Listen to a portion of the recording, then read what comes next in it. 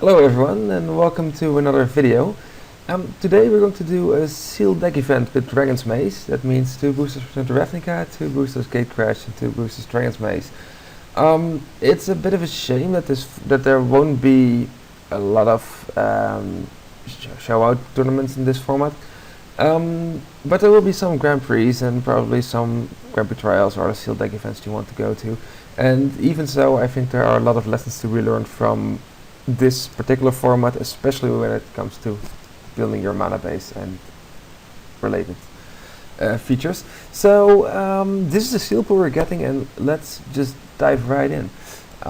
First off, we have a nice assortment of non-basic lands. We get, of course, 3 of them in the form of 2 guilds. We have Stomping Grounds, and we managed to open 2 gates in the non-Dragon's Maze boosters. That's okay.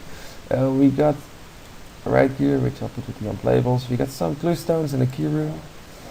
That's okay. So let's first look at the colored cards. Here we have white, and it doesn't look like much straight off the bat. I mean, we have here the unplayable murder investigation. We have right control, which isn't good. And the rest of the cards are basically fillers. There's nothing that jumps out at me. If you look at blue, we have downside, which isn't very good. Aquatic flooding is not something that I consider playable. Horrible Prestige, we're getting that again. Minus static is okay, I suppose. And blue as well isn't very exciting. There's a lot of filler cards, there's a lot of cards that I wouldn't mind just keeping in my sideboard. Moving on to black, we have a couple of unplayables as well. So just weed those out. And black's also, it's a bit more exciting. It at least has a stab wound and devour flesh. But still not something to be really excited about. Then we get red, and red has a couple of cards that really do seem like they're worth a while. At least there's a bit more removal. There's the Electricity, which I think is a main deck card in this format instead of the sideboard card was returned to Ravnica because of the inclusion of the Gate Crash cards.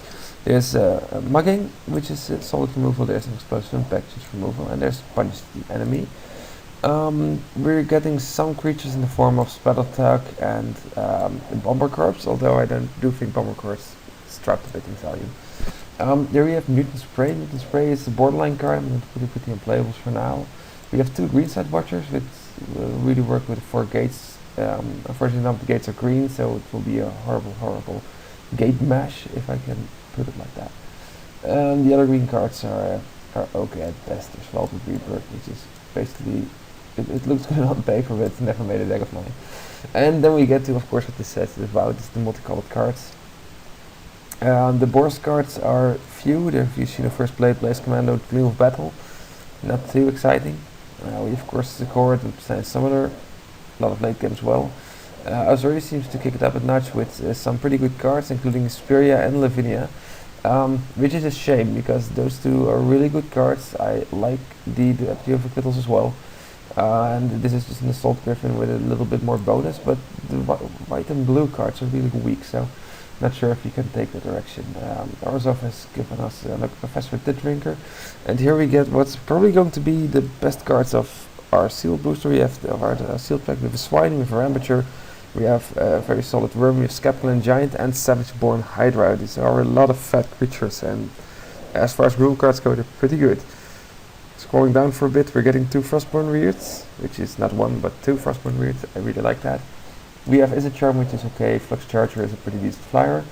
And the Izzet cards, we have the unplayable Hydra form, and then Beautiful Mage and the Fatten Mage. And last Trestle Troll to finish off the Bulgari cards. So basically this pool is pretty okay. There are a few good cards there. There could have been a lot more unplayables, even though we already weeded out a whole lot of it. I'm really pulled into Gruul by the combination of the Gruul late game that were offered here. So if I put this on the converted mana cost scale, you see it really is the late game. I think this may count as a 6 drop.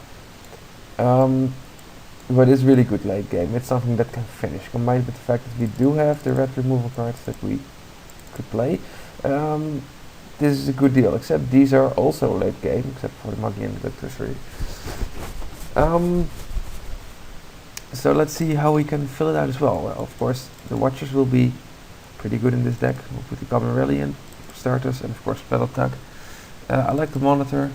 I like the gatekeepers for being a 2-4, as long as we're going to have this heavy end game. So I'm going to just put in the random dorks for now. We'll just have to see. We're going to need a third color with this, so we need to decide on what that's going to be.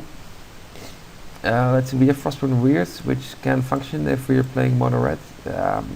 We'll have to make some adjustments in the mana base, but that's okay.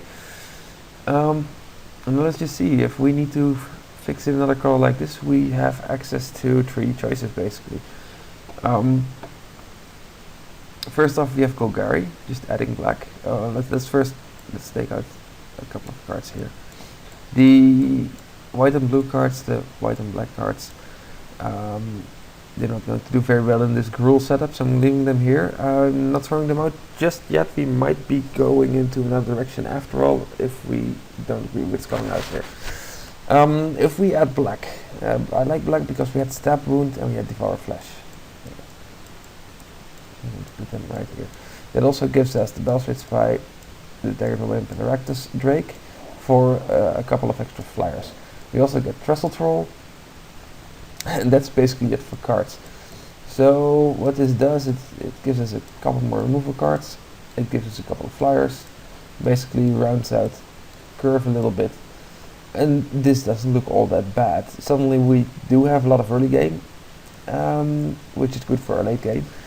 And there is a couple of very decent creatures in here. The flyers give us some evasion, we get a lot of blockers in the form of 2 weirds and Trestle Troll, and the only thing that is not to like on this deck is the mana base. We are spread across 3 colors evenly, and I don't really like that. So I'm taking out the black, keeping it in one pile because it's still under consideration. We're probably not going to play these 2 cards. I'm going to write down Terrace Worm in any way, because if we're going to play black, we'll probably want to have red and or green with it, and probably the Gruul package. I don't want to discard the Bane Alley black card yet, because it is a cheap creature that can block and it might suit up our mana base. If we add blue, we get the Izzet and the Izzet and the Simic cards, which are, I like Beetleform Mage, I like Phantom Mage, I like Izzet Charm, and I really do also like Flux Charger, so this is good. I'll just add them right in already. Unfortunately, this isn't as good for our early game as the black cards were, but luckily we're getting these cards.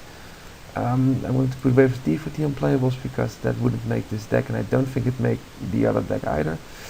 We get an extra removal spell and Rapid Hybridization. We get some very important walls and the Runner's Bane. There's another generic 2-4 guy should we need him. There's also a Spirit. And as you can see with the blue cards, we are adding up to being a lot of cards over our limit. So we can afford to be greedy here. So I'm just going to take out a couple of the cards that probably wouldn't make this deck. I do like the combination of the Hydra with the Cephalic Drake. It's a flying double striking Hydra. It's really cool. I don't think we would need any of these 2-4 random dorks. And let's see, this guy wouldn't be very good at all. And this brings us to a situation where I see that the blue and the red cards are going to be predominant over the green cards. So we might actually consider taking out the Watchers, taking out the Monitor, splashing the green cards instead. We do have the Stomping Ground to make that work for us. Unfortunately, none of the other gates do anything for us at this point. It does make the Watchers less versatile if we don't have enough gates to work with that. We could also include a Keystone if we would need to. This deck is looking okay. It has a lot of stalling in the early game and a really high payoff in the high grow land. If we were to drop in white, we get even, I'm not going to put it in because I like the way this is looking. White gives us more late game. We have the late game Rakdos cards, the late game Boros cards, we have the late game Slesnia cards, and we have basically the filler white. So no, that doesn't look very enticing. I do like the way this looks. It's for 24 cards. We're probably going to take out another card. I think it would be Steel of Secrets because it's not good enough in this defensive based deck. We might want to take out another card for Gruul Cluestown to fix our mana a little bit, because we do really are short in the mana department, the mana fixing department. So you might probably take out the Phantom Mage. Yeah, I think it would be the Phantom Mage. It is a very slow card. The other slow cards are probably a bit better. We might also opt to just take out Ruination Worm, as being just an additional fatty, or maybe Goblin Rally for being 5 mana for 4 goblins. The cards that I didn't put in the grill build at first, like these cards, they are very aggressive cards and they are probably very good cards, but they do fit only in aggressive deck, and we don't have the early game to fit that. Now I'm going to take out Pursuit of Flight because this is worth considering for its own late game potential. If you slap it on a Frostburn Weird, you have a really nice threat for someone to have to deal with. It makes for a really good creature, but you can also just stick it on a Sagebrush Denizen and make it huge, or perhaps a Soulstorm Spirit for doubling the clock on that. And even just once more, giving flying to a Sagebrush Hydra is absolutely worth the effort. I'm going to put this away for a moment. This is the Gruul, is it the blue, red, green deck. We also had a couple of white-blue cards that were very interesting, so I'll put those in. And I was thinking of just pairing them with black first and see where we're going. And then we get the black cards. That's the disadvantage of keeping those cards in, so I'm just going to take this column and put it somewhere safe. This version has not enough room for me. There we go. A deck to consider. Well, of course, these cards can stay in because they will probably fit into the blue part of this deck as well. I'm going to leave the balls in for a moment because we do seem to be getting a lot of early game already. So, and we see that this deck is a bit awkward. You can still put in some white cards. We have like the Snare Squad, which is excellent. Probably Security Blockade. And right now we have a deck that really does have nothing to be excited about. It's still missing a few cards, so we're going to need to play a couple more fillers. Let's see which, well, yes, of course, Sapphire Radiance isn't bad. And now we have a deck with a decent curve, but once again it's split on the mana base. There's a couple of heavy blue cards in the form of 2 Frostburn Weirds. There's still going to be some mixing up in having and getting our manas right. We have blue and black, we have white and blue, and we have, I'm sorry, I'm misnaming the colors here. I'm going to start it over. But we have white and black here, we have white and blue here, we have just single blacks, we have single blues, we have whites in the early game. We're going to need all the 3 colors very soon and we'll get an even mana base again. Luckily we have 3 gates to fix this for us, so this is a possibility. This deck doesn't have the late game trounce that the other deck has with all the powerful Gruul cards, but it does offer a bit more of early game. There are a few more fillers in this deck, there are bombs in this deck as well, it has a lot more flying and evasion, which is something to consider in a sealed deck. So yeah, I like both of these decks, and having to make a choice, I'd say I'd go for the Gruul deck as the main deck, simply because I like playing with these big guys. I think that the format is slow enough between Turn to Ravnica and Dragon's Maze that you can afford to have a little bit of time. This deck has more removal, it has more solid bombs in my opinion, and I like the overall quality a bit better. That doesn't mean that I won't be boarding with this deck. I'm going to keep this in mind, because this deck seems like it's really easy to win the air race with, and especially a deck that's trying to rush you will benefit from the early game creatures that this deck brings. And a card like Lavinia or Asperia will be just as good against the Rakdos Boros combination than most of these cards will be. So yeah, I like this deck. I like this deck a bit better, so I'm switching back to that one. So let's see, these were a couple of the blue cards that we wanted to keep in. Now I'm going to throw the rest out again. There we go. Put these in again. Well, this deck also had, I believe it was the Sagebrush Denizen. Let's see if I'm not missing anything. I don't think I am. Well, there's always the option of going with a 4 or 5 color deck, and I think this can be done, but it really is going to hinge on what you're going to put in it. We could probably take white in this deck and play a Lavinia. I'm not really fond of that because we don't have enough fixing for that. Our gates are all over the place, and not really up to the task of solid. If we had 3 Azorius Guild gates, then yeah, sure, I think that would be a very free Lavinia. but that's not the case. As it is, we have an Azorius Guild Gate and we have Force of Guild Gate, which doesn't help this deck, which is a bit of a shame since it limits the options of going 4 or 5 colors. But Lavinia might not even be worth it. I mean, it's a solid creature, but it's not the other bomb it should be. Even something as powerful as Savage-born Hydra is probably not good enough to splash both colors for. I think I might not even want to splash one color for it if it is the 4th color. So that's something to keep in mind. Should you have that really high quality of bombs, and you have the fixing in the form of clue stones instead of gates, that's okay. That's something that you might want to consider, but do consider that your deck is going to be a bit slow, and the format still can be blazingly fast. There are still a lot of decks that can be very fast. The Boros and Rakdos cards are really good at being fast. So keep in mind you're going to get trounced by something who is coming up with a Boros Elite or a Cackler, and it's just going to punch you in the face with it, and the slow deck can't cope with that. So I mentioned about the fixing this deck. I want to have the Gruul Cluestone in. That means we're going to drop one more card, and that's going to be the Phantom Mage, as discussed earlier. Flux Charger doesn't have a whole lot of instant sorceries in this deck to work off. You have these 3 early tricks, you have the Izzet Charm, and then basically we have Goblin Rally and Explosive Impact, and that is not a lot, but a 1/5 flying is a very big wall if you need something to stop flyers. It can just chip in for 1 if there are no opposing flyers, and it really only needs to get in 1 time for 5 damage to be worth the effort. So it's really a big flying wall, and in the end it's, there's even punish the enemy, I forgot about that. And in the end it's going to swing in once for 5, and that's all the damage it's going to need to do. I really have the idea that I'm missing a card here, which is the Pursuit of Flight. We consider that. I really do like the card, but we only have 14 creatures, which is a bit on the low side.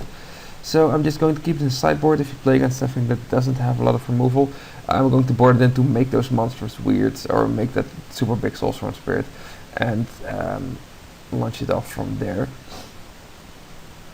So how about this mana base? Well, we have more green cards than I'd be willing to call a decent splash. We have 6 of them, so we're going to need a couple of green sources. We have the Stomping Ground.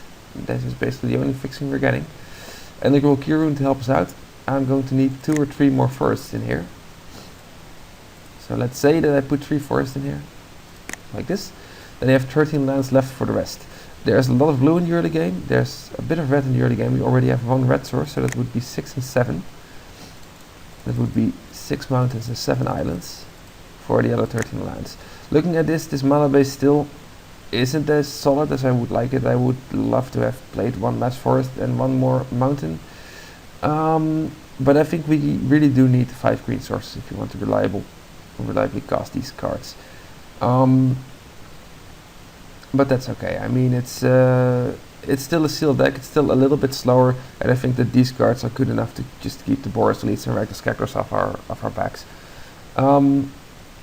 So yeah, we're going to stick with this deck. We're going to see how the games go.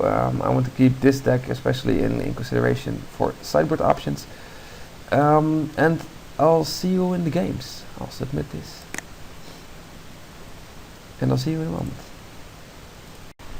Okay, and here we are for the first game. We get this hand, which is a bit slow, but I think it's on the decent side. We lost the die roll, so our opponent's going to start. So that was if we were on the play, I would snap keep this. We have all our colors. We have a decent 3-drop. We have a 4-drop. Basically very good. If he does have a fast deck, then we're going to be in for a little bit of trouble, but we do have a lot of outs to draw in those 3 turns before we get a spell attack online. And even spell attack not unleashed can hold back a lot of creatures. So yes, I'm going to keep this hand, and I'm going to see how we're going to do this.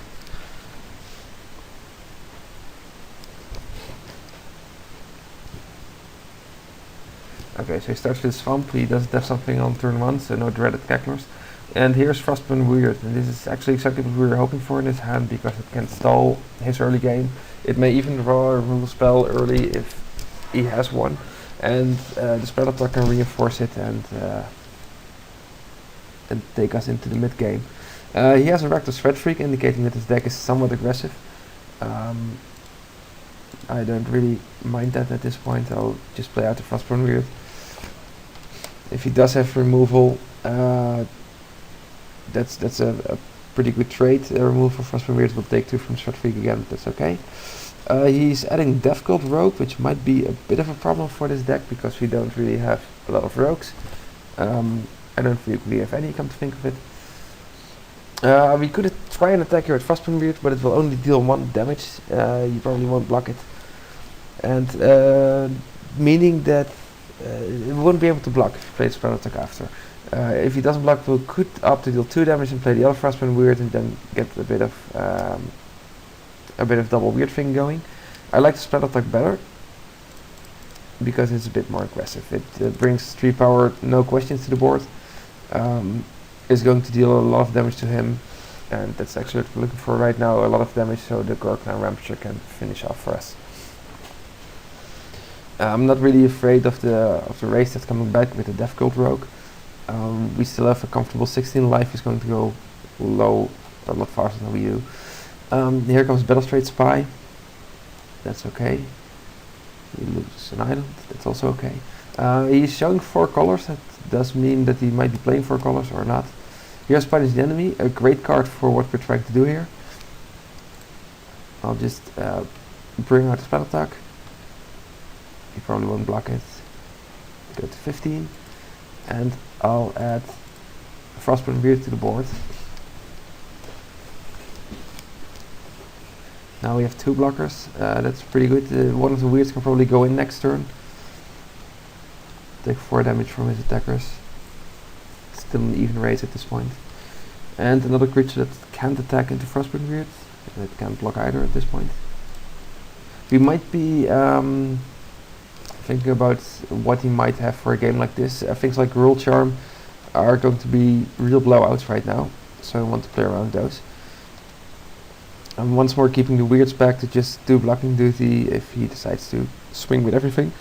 The plan right now is just to cast Punish the Enemy on one of his blocking creatures, so I'm just going to take the 4 damage. Oh, Madcap skills, that makes the Death Cult Rogue a prime target. And I'm just going to kill it right now before he can get a Slaughterhorn or Scapula Rampager into the fight. Well, the solo Battlestrade Spy is okay, it will put it to 10. Here we go, land. And this is looking pretty good. We have the 2 weird and spread attack, which is basically neutral on his own. We might only consider that he could have a trick. But I don't think he has one. It could be Dried Deliverance or something as clunky as that. But he's shown to be sort of an Rakdos aggro deck, and I think that his green and his white might be his 2 splash colors. So I'm just going to see how this goes. He's blocking Stratfreak. If he rampages Stratfreak, he'll deal 6 trample damage. We'll have to get the weird to pump twice, but that's okay. Like this, and this is 9 damage for a win.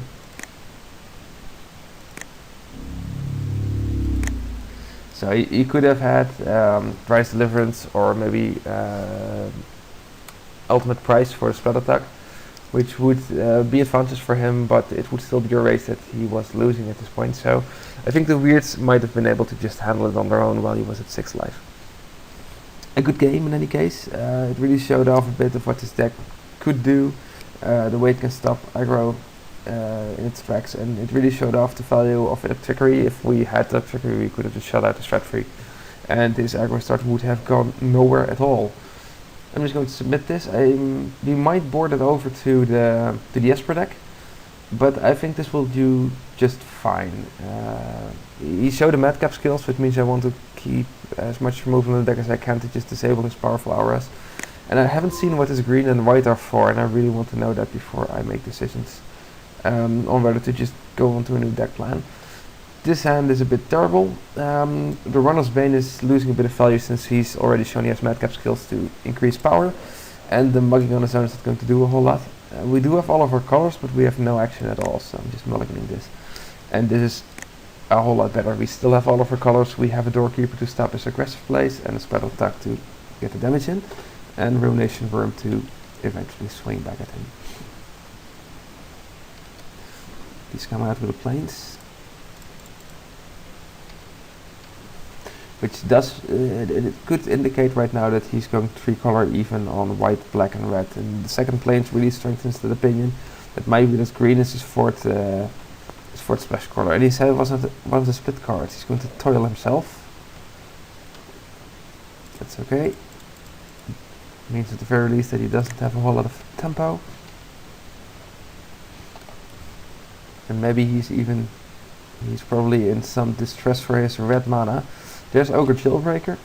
That's a bit of a shame. It can't attack yet.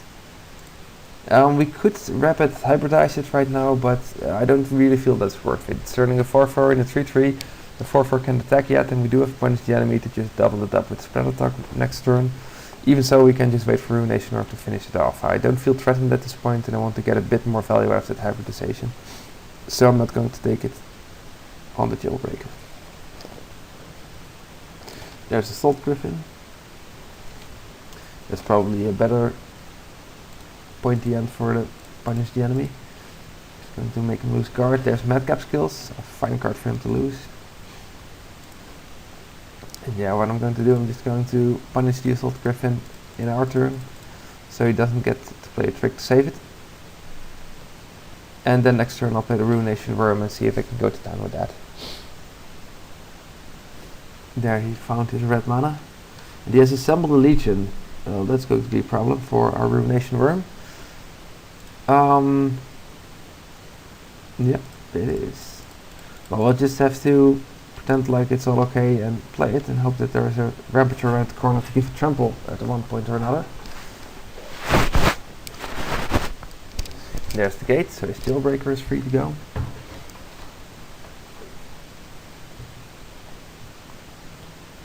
And Golgari Longlegs, another fatty. Here we have Frostburn Weird. The situation, this outlook isn't looking good right now. Assemble a Legion is a card that's going to make us lose if we don't do anything very fast.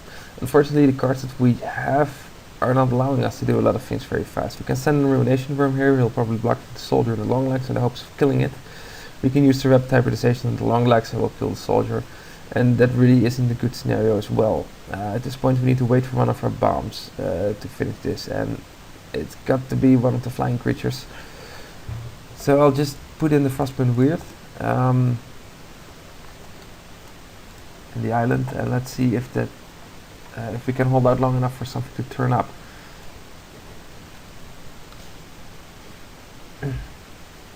This the Assemble Legend is a very big incentive for us to just switch over to the other deck type, because it does have a lot more flyers which aren't bothered by the Assemble as much as this deck is. I'll just Doorkeeper him for some extra information. And there's Merciless Eviction, a card that I'm really glad I could see. Here's Soulspawn Spirit, an unblockable creature. I'll just put it in like this. We'll detain the Golgari Longlegs. Now we can attempt an attack with Ruination Worm. He might block it with a couple of creatures. We could do the Rapid Hybridization trick. But he gets a free backswing with his Ogre Jailbreaker. And I really want to just stay alive long enough for Soulspawn Spirit to finish it off. So I'm not going to do that, I'm just going to hold back, see if I can weather it long enough. And I know that the outlook isn't good and that we can't raise Assemble Legion like this, but running in our Ruination Worm to death will mean his big creatures get live, and that's not something we're looking for as well. Let's see if we can get a bit more information. There's a mountain. And here's a real shiner right now.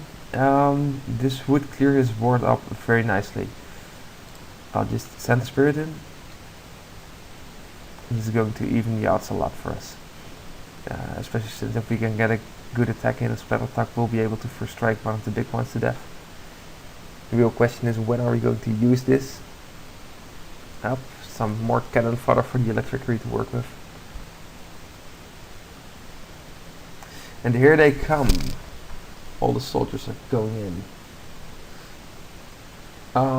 We could use the trickery right now, lose the advantage of having a spread attack, and we have a lot of life left, so I'm just going to block some of these creatures, take a bit of damage.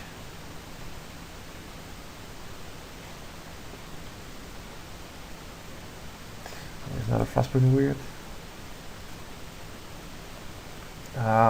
Let's do some math. We have like 4 blockers each turn. He's going to get more soldiers than we have blockers. If we do electricity right now, we'll leave up 2 blockers. We attack with everything. He won't be able to block. Well, he probably is going to block Termination Worm and lose creature in the process. He won't be able to block Spat Attack unless he loses another creature, but let's assume that he does. He would be better off blocking Frostburn Weird, so he'll just take 3, he'll take 5 damage, he'll go to 8, it'll take us 4 more turns with Soulstone Spirit, that's not enough. So we need to hold out for another turn and deal him some more damage. This Frostburn Weird is going to add to the damage. And here goes the Soulstone Spirit, putting him to 11. And I'm thinking of, at the end of his turn, turning the Doorkeeper into a 3/3 with the hybridization. In his turn, casting the Electricity, killing all the soldiers, going in for the kill. He has 2 blockers, he'll block Ruination Worm and a Weird, and he'll get 3, 6, 7, 8, he'll take the 11 damage. So if he doesn't have a big blocker or a trick, this will work. And if not, well, we were already losing to the soldiers anyway, so.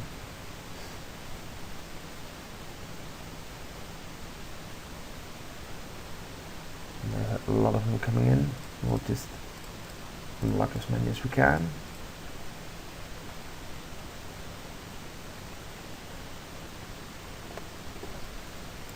Well, let's see if we can see one more card from him. And it's a Morg Burst. Yes, the full name is Morg Burst. We'll turn Doorkeeper into 3/3. And we'll just hope that this move will win us the game, because we don't have anything else right now.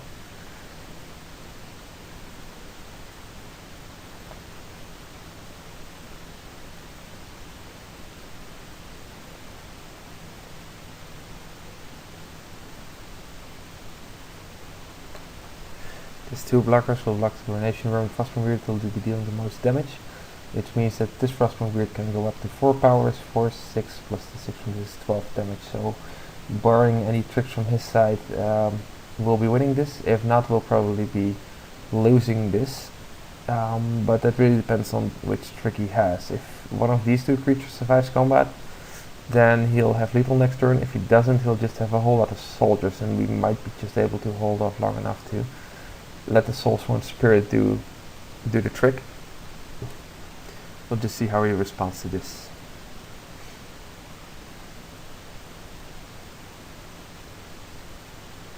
He does have something.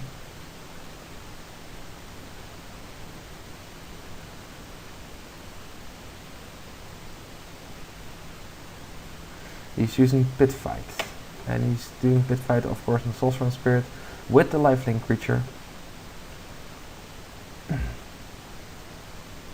So he gets an extra life from the Extort, he gets 2 life from the Diff Drinker actually dealing damage. And now we have to recalculate. If he blocks anything, he loses these creatures, and he needs to block everything or he'll die. So yes, these 2 are going to perish this combat.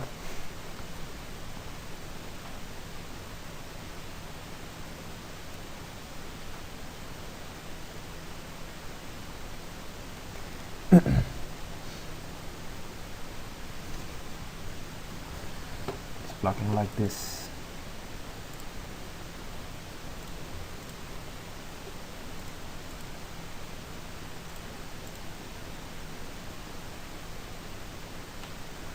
And I realized that we could have played the island for additional damage and cast Electricity different for yet another additional damage. And I think that won't matter unless we draw something to help us out of this situation. But it was still something to consider. If he still had the Soulstone Spirit, then this would have been 3 turns, while we could have been having 2 turns. He's keeping up 5 blockers, so he's hoping that I don't have a trick. But here we have another island. I'm going to send in everyone, because holding that back won't do us any good.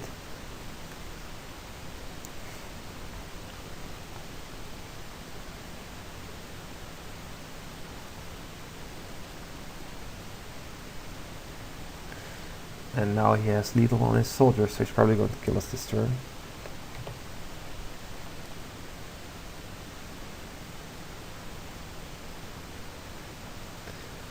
Nope, he's not. He's still expecting a trick from our side. He's giving us one more turn to get out of the situation.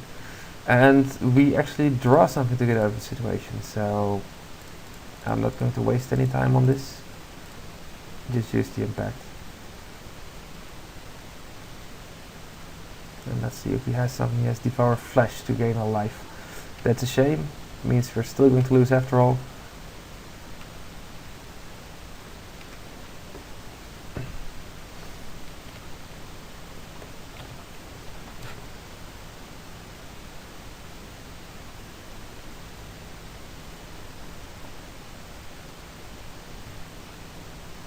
And here they come. I'm not even going to bother to block this. Okay, so he has Assembled Legion. Assembled Legion is a good card. He also has Merciless Eviction, which is another good card. Let's see, in this deck, what could he have drawn to actually win this game? Well, we had, of course, the Electrickery, and it was about it. This deck is pretty low on the flyers. We have the Beetle for Mage, which can fly, and that's about it. Sorcerer Spirit is unblockable. So yes, the other deck does have a lot of more evasion, and let's just switch to that. We'll keep the Spirit in, and we'll keep the Weirds in. Weirds are going to be awkward on this mana and the hybridization because it does have a lot of fat guys. So we'll just chuck in these cards.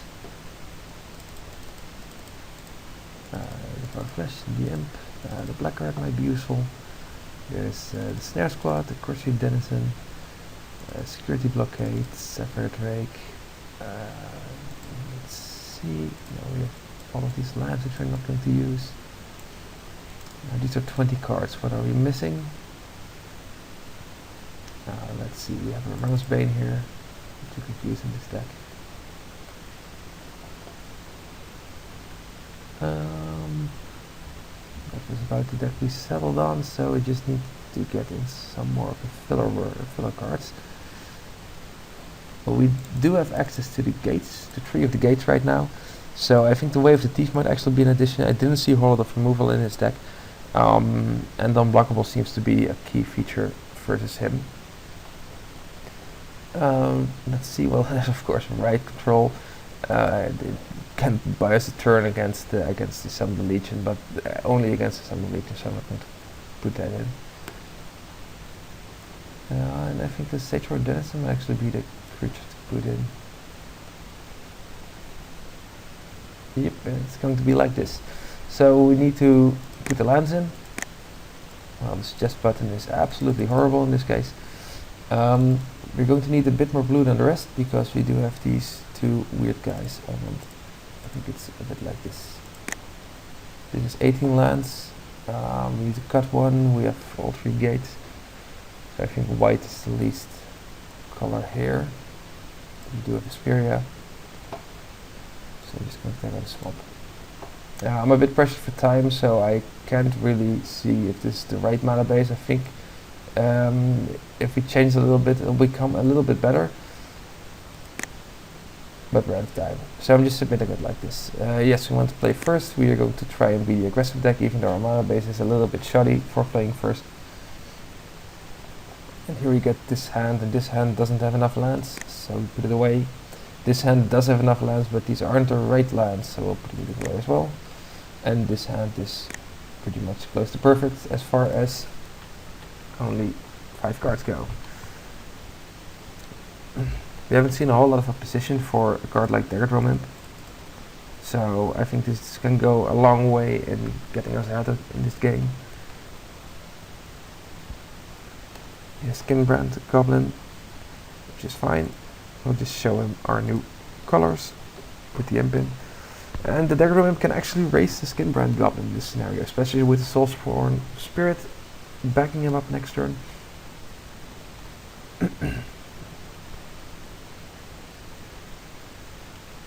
And that's a very dangerous creature. So I'm just going to send in the Imp. And I'll lock down the Guild Mage with the Soulspawn Spirit. He does have a lot of good Boros cards. I'm still wondering where the Temple Garden is in. He might be having some split cards that are worth having the green for, or maybe a very late green card. I'm not trading that. And with Balustrade Spy, another nice attacking creature, and so far we aren't drawing bad things for this game. We are winning the air race, as we were suspecting of doing anyway. And the only thing I'm worried about is that he might go and launch himself into Merciless Eviction, which would completely ruin us. But then again, it would also mean him losing the Sunham Guildmage, which is a valid threat on its own.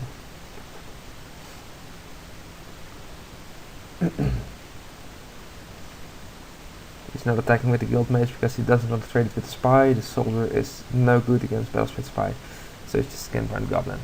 Here's Baneally Blackguard, which is a pretty decent blocker. You can keep his creatures away for a turn. We'll deal him 5 damage. This is the point where you have to decide if you want to play against Merciless Eviction or not. Right now we are in a bad position with the Sunham Guildmage.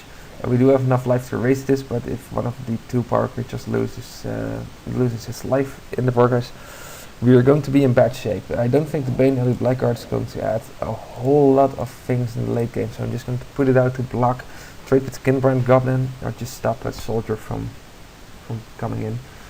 And if he does have Merciless Eviction, we'll lose the Baneally Blackguard in addition to the other creatures.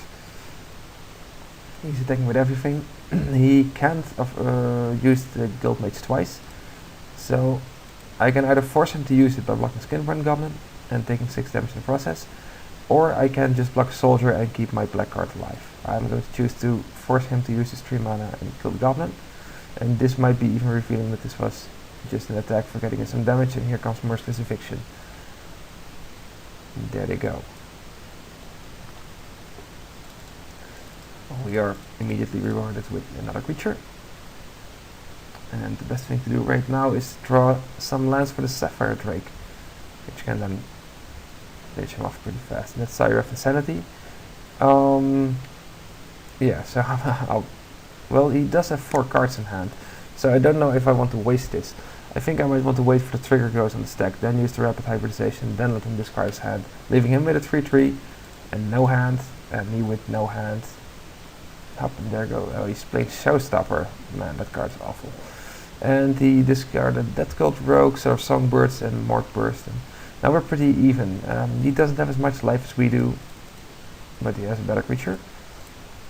And he has Frostburn Weird, which is evening up the creature advantage. He lost Smite and a Swamp. And now we're basically just seeing what the draw brings. Another island. We can attack with Frostburn Weird here. If he blocks, we can trade. I don't think if that's a very good idea. We don't have I don't trust the Sage for Denizen to do this on his own, so I'm just going to keep this back, see what he does, and see if we draw something better. You do still have a lot of flyers in this deck, so I don't mind having a decent blocker against all of his shrapnel early game creatures. And there comes over Jailbreaker, which can't attack yet. Here we get Azorius Guildgate. I'm going to just play it out because we have cards like Asperia that I really want to play the turn of Peter Rodham.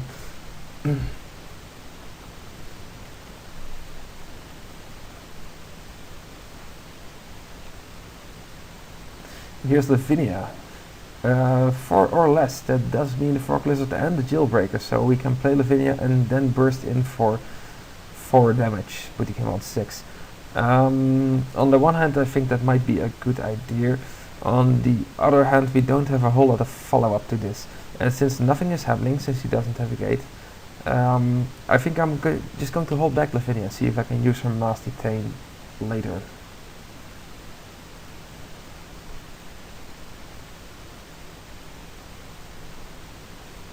He didn't draw anything useful. Here we have another Frostburn Weird. That's still just only 1 damage. That's going to be added on the board on our Lavinia situation of next turn. Loses Stiff Drinker and a Mountain. But 1 damage is 1 damage, so.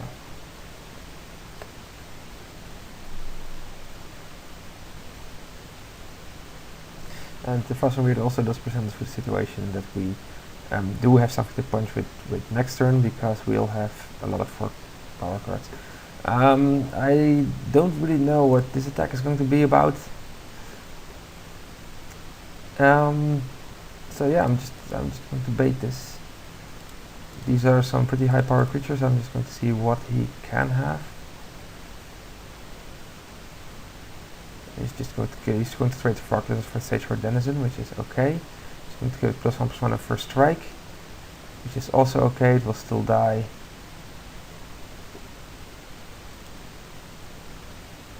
He might have another trick, which is still okay though.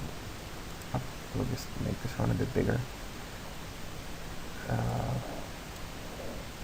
Foil is a second blocker, so I'll just make this one a bit bigger as well.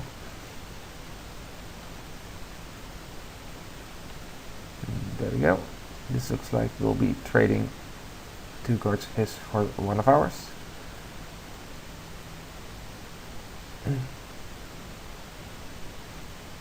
Yep, and that's pretty good. Devour Flesh. A decent card right now. It can take out this Jailbreaker and make sure that we can go and deal some damage while holding Lavinia back. So here come the weirds. We just divide this up evenly. And we'll go to 8. This is looking pretty good. He's living off the top. He already used his Merciless Eviction. And he's giving up the game, showing us the mountain he probably had in his hand, I suppose. We can look at our draws for next turns. We were drawing a couple of lands in Speria. So yes, I think that the Lavinia we had as a backup would still win us the game anyway. And it really showcases once more the power of Frostbite Weird, because it really is a good creature. It deals a whole lot of damage. It holds a whole lot of creatures often. He made a couple of play mistakes. He lost 4 spells to Sire of Insanity, which basically meant he mulliganed to 4 to R5. So that actually put us back in the game. Having the right timing on that Sire really made us come back in the game. So yes, this wasn't optimally played on his part. And I think the transformational sideboard going into Esper was a really good choice. I don't think that the red, green, blue deck would have been able to withstand even that draw. I mean, he had Merciless Eviction to clear the board. He would have had Sire the turn after and clear our hand of fatties, and we would have probably died to the Sire at one point or another. So I'm happy with the way events turned out, and I'll see you in the second match. Hi, and welcome back to the second match of this release event. We won the die roll this time, and we are playing the Gruul deck once again. It's a bit slower, but I still would like to have to play with this deck. We are getting this hand. We are lacking something which is early game, and we're lacking something which is blue mana. So now I'm not keeping this. And I'm not keeping this either.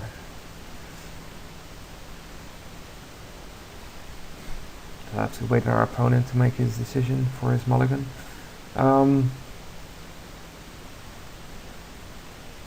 Yeah, with a deck like this, if we know that we are up against a slower deck, I think I won't have to draw.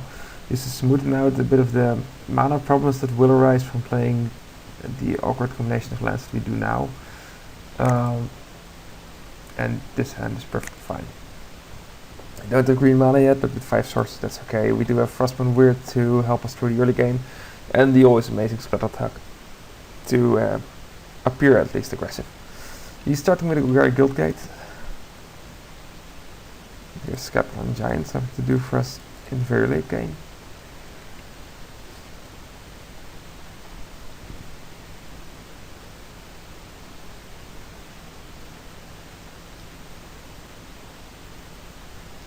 And he doesn't have something to do on turn 2, which is a free damage for us. There's Gruul Cluestone, which is going to be very important for this mulligan hand. It's going to fix up our green. I'm going to leave him with just 1 damage and play out the Spell Attack. I know that against Golgari Spell Attack is probably not as good against auto decks. They have a lot of X4 creatures. But it's still a very decent creature, so I'm just going to put it out and hope it can deal at least once. It's 3 damage to the opponent and it'll have done its job. And just be a threat thereafter.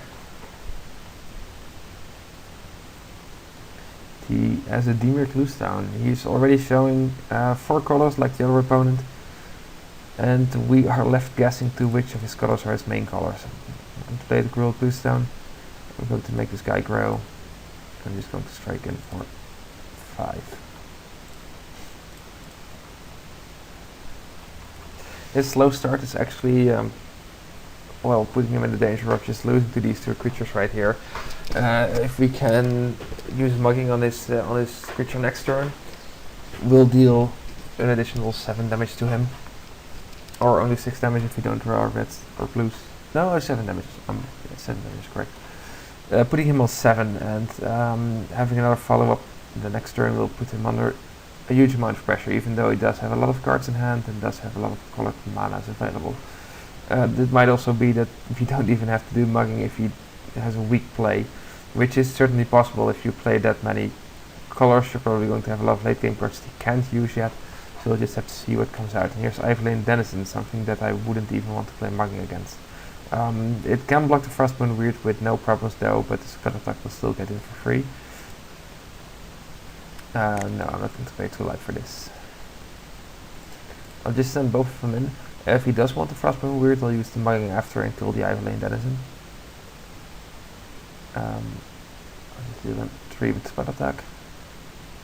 It's not that I think that Ivory Denizen is such a huge threat, but if he has any other green creature, it'll be 3/4 to block the Spread Attack. And I'd rather just be rid of it to just get in next turn. It also decreases the chances of what Captain Giant is going to hit.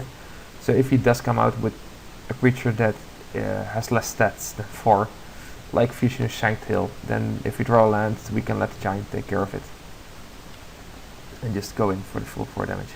Unfortunately, Beetleform Mage is not a land. It is an amazing card, however, and since Fusion Shanktail is notoriously weak against 4 toughness creatures, we just send the Frostbone Weird in to deal 3 damage for us. And play the Beetleform Mage after.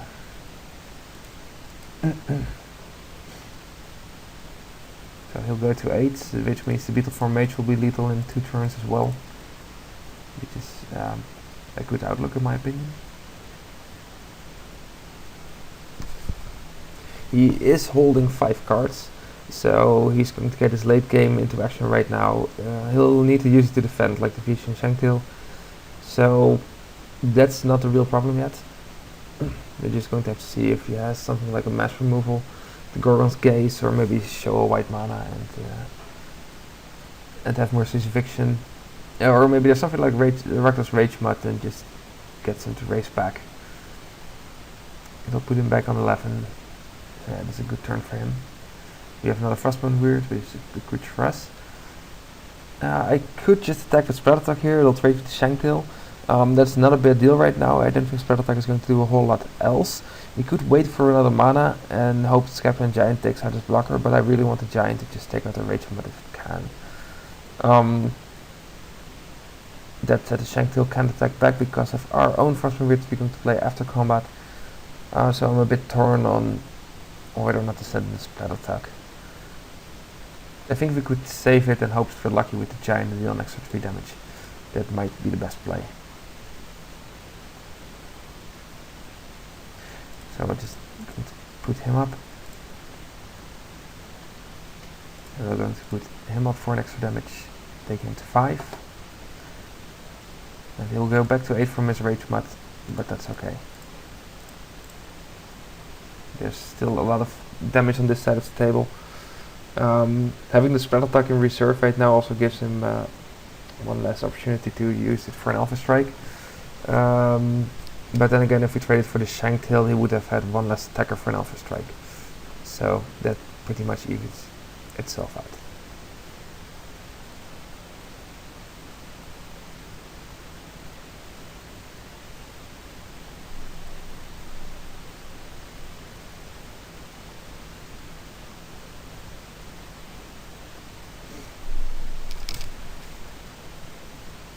It also gives us the opportunity to draw the Gorklan Rampager and use the Spread Attack to just completely cream him before his Reckless Rage Mud has done damage if he's doing blocking duty.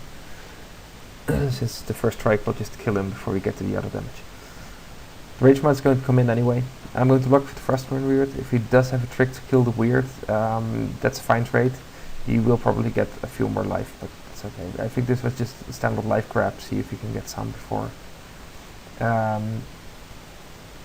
Well, and then instead of having a chance of losing it to some removal and not being able to block with it.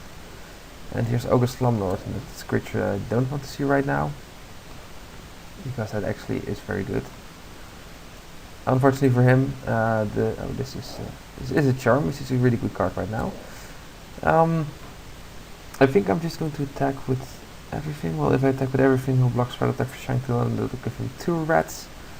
And I don't want to give him all that many reds, so I'm just going to attack with these creatures.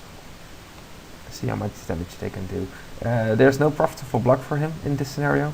It'll either kill his Slumlord or it'll give him some reds, but then the Beetle Form Mage can do the rest for us. It does give him a free attack with his Rage Mod next turn, but I'm not so overly concerned about that.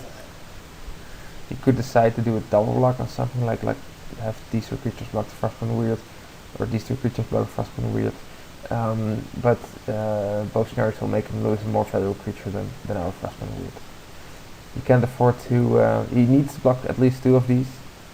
He can't afford to not block 2 of these. He's going to double block Beetle Form Mage because that's flying. That's okay, I can just, that's just okay. I can shoot out the Fusion Shanktail and kill the Basilica creature.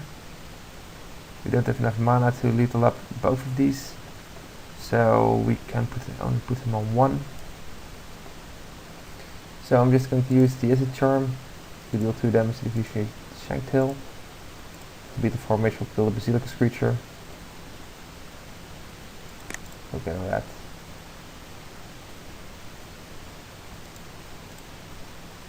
And then I'll just pump up the Frostbone Weird if he didn't block.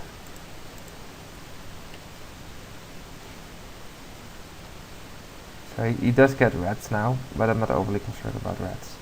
He has almost no tempo on the backside. Without the Vicina Shanktail, the Spellitack can start attacking again, which will sow through his reds like it's nothing. We can hold the Frostbone Weirds back to gang up on the Reckless Rage Mod, so his life gain will stop, and the Beetle Form Mage can take the high road and just go loose on his life totally.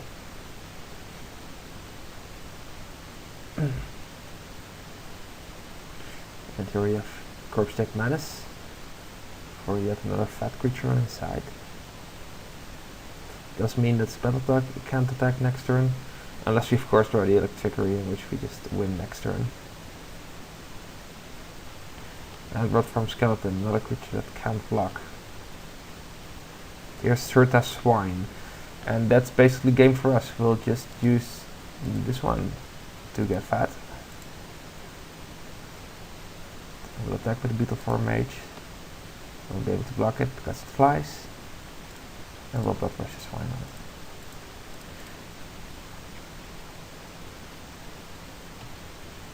That's nice of him to completely tap out for this. Looking at his deck, I'm not certain why he's playing the blue. It does seem to come free with his black fixing, so I think that has something to do with it. He does have a lot of good rares. He has the Yoga Slumlord, he has the Corpse Deck Menace, some other good cards, but this is really a late game deck, so we want to be a little bit aggressive against him. Once again, he's shown us a couple of cards we want to keep removal in for, Reckless Rage Mod and Yoga Slumlord. I definitely think I want to remove. I'd like to hang on to Electrickery against that deck as well. So I'm not boring over to the Esper colors. Should he show us some insurmountable problem in the next game, he might always opt to that then. There are some other cards we could consider. So I already clicked on submit before even considering other cards. There are some things like Sapphire Drake, which could give us an additional form of fatty to kill him off with. But I think we don't really need that. Of all the other cards, well, I didn't really get a good look because I already clicked on the submit button. But that's okay. I think the main deck is solid enough to drag us through this. We have an awkward hand here. We only have red mana, which does mean we can cast the Mugging and the Frostbone Weird. We are on the draw. He doesn't have a very aggressive deck, and if you draw any land, we have Spellitack for a very good start. And we do have 7 blue sources and 5 green sources, so I think we should be able to pull it off to draw something decent out of this. So I'm just going to keep this first potential and see. I'm also convinced that we can win the late game against his deck. There's Ruination Worm. Doesn't do a whole lot of us for him. My speech is really bad today. I know I'm not always a fluid speaker in my sentences, but today is just awkward. He has a Dredge Beetle. That will be excellent to just run into our Frostpunk Weird. There's Electrickery. I'm glad that I have it right now, but it's not going to do anything yet. We'll just create a stalemate with the Weird holding off his early game creatures. And just hoping to get some lands in. And here's Pursuit of Flight, which is what we don't want to see, because now it's a really big Dredge Beetle. And we are not in any position to raise that. So we need to draw an answer to that and draw some lands. Luckily, here are the first part of the plan, some lands. I'm just going to attack him for one with the Frostpunk Weird. I'm going to put the Spell Attack in.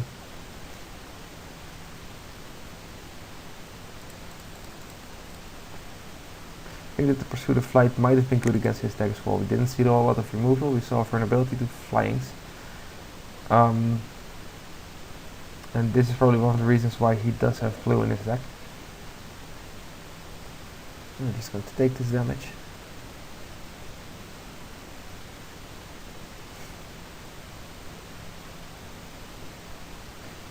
There's Ivory Denizen. There's sort of Swine that does nothing for us. I'm just going to attack him with Spell Attack. We could now hold up the Weird to just get 4-1 against the Dredge Beetle. However, this plan does get foiled by basically any green creature that he has or any of the Bloodthirst creatures that he might have. So I don't think it's a very solid option. I'm just going to put Sagebrush Denizen in and see if I can have a battle block next turn.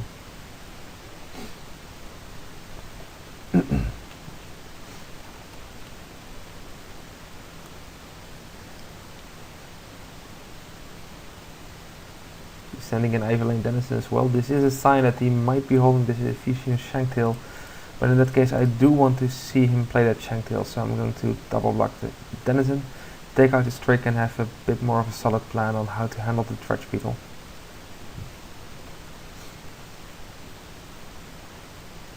The Weird goes first, and here comes his Shanktail. And the Weird dies, the Sagebrush Denizen stays alive. We go to 8. Disgust him his entire turn as well. Here we have an island. Island doesn't do anything for us.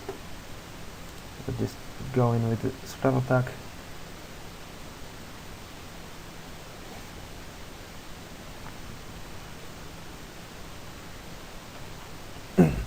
Force would have been great here. Of course we could have even raced, just send both in, use the sort of Swine, and next turn have the Rampager as the backup plan. I'm not going to block this, just going to take 4, go down to 4.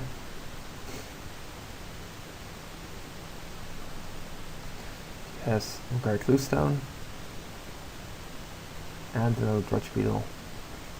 Means he gets to put up some sun counter on something, and he could have done that before combat to just deal us another 3 damage. Here we have Savage-Born Hydra, which isn't going to help us as well.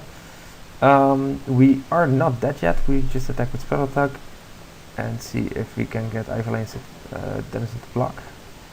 And it does, so we use Trickery on it. And the first strike damage will finish it off.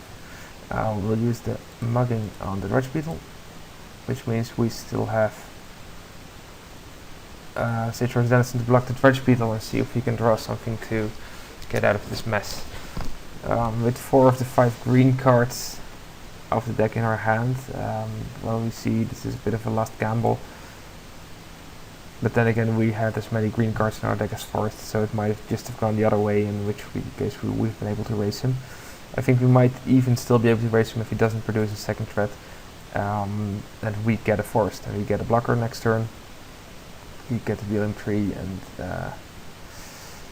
and this is the last for green cards. So that's basically it. We're going to lose this game.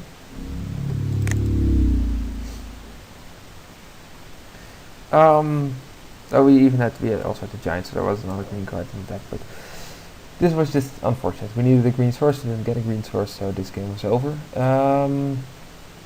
We had to Pursuit of Flight. Yeah, I think it's a good card against him, so I'm just going to try and put it in. I'm not going to board over to this deck because I don't think that this deck will add a whole lot more. It does have the evasion, but it just doesn't pack enough of the defense to take care of the big threats he has. He might have things like the Corpse Jack Menace, or even once again the Pursuit of Flight route, and we can't stop that with the Esper deck.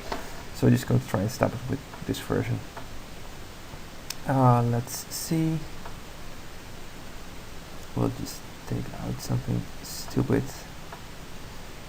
As you can see, there were still a lot of cards that would have helped us in this scenario. We still had the Raptor Hybridization, we had Marine Phantasm, the Soulful Spirit with bought a turn. And there's also some cards we couldn't have cast, like Goblin Raleigh and Explosion Impact, but that would have been good against his board right now. And there's also, of course, Flux Charge, which could have blocked it. So we weren't dead in the water to his Pursuit of Flight, it was just the draw that did us in. So I'm fine with that. We still need to take out the cards, so let's focus on that for a moment. I'm thinking, what did Electricity do for us? He did show that he had a lot of fat creatures. He did have the Ogre Slumlord, which I want Electricity to clean up for, and the extra push might be just what wins us the creature battle. So I'm going to take a Scat Claw Giant. It's a bit of redundant late game, and he does have a lot of creatures, and some of them will probably be able to kill the Giant in the process. So I'm just going to swap him out for the Pursuit of Flight. We do go on a low amount of creatures. I'm going to let him start, because we both have slow decks. And I'm pretty okay with this hand. The Runner's Bane is a bit of a gamble once again. He does have a lot of creatures that are, well, big of themselves, and he has Scavenge and he has Scavenge and he has Pursuit of Flight. So that might be a bit awkward. But it can still give us some time in the early game. We need to draw a land with this hand. Any land will do, so we can cast Glue-Stone and have all of our mana up. So we'll just be aiming for that. And there's the land that we needed. So now I think this will be a good game. He doesn't have any black mana yet. And here is his black mana in the form of Glue-Stone. Now we have the option of playing our own Glue-Stone or playing Sprattletuck. I'm just going to play Sprattletuck. The fact we drew a land is relevant, because next turn we can play the Glue-Stone and still have the Gork Clan Rampager up, which is very good. Otherwise I just want to put some pressure on him. The Sprattletuck is very good in putting the pressure on, and the only thing he can do right now that really would make me sad is play Rakdos Ragemat. And he does have Rakdos Ragemat, so I'm just going to put the Runner's Bane on it next turn and be done with it.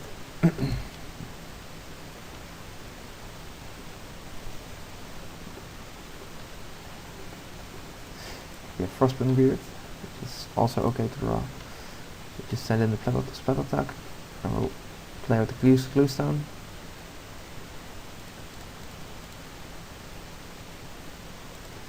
And Runner's Bane on this.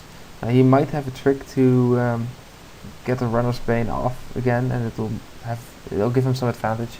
But at least it'll keep him busy, and if he doesn't have to trick this turn, well, if he does have to trick this turn, he'll still have a tapped Ragemat, and the turn after we'll have the Rapid Hybridization already. Or perhaps even Ruination Worm. He has Basilicus creature. I don't think that's a very good creature in his deck.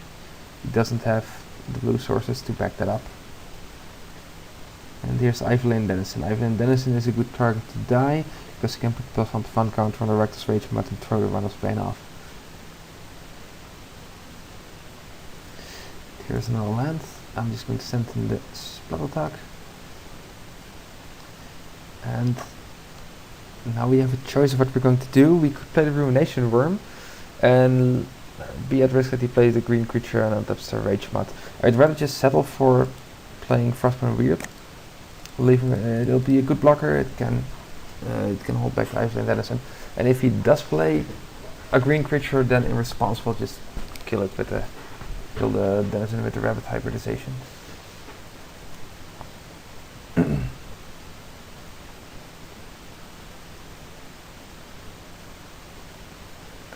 It's Surta Ancient, which is going to give us a lot of mana. It's also going to be a very big creature, and I am wondering if I should just kill the Surta Ancient instead. But no, I think we can handle the big guy with our own big guy. So I'm just going to opt for killing the Evelyn Denizen and making sure his Reckless Rage mod stays tapped for a little while longer.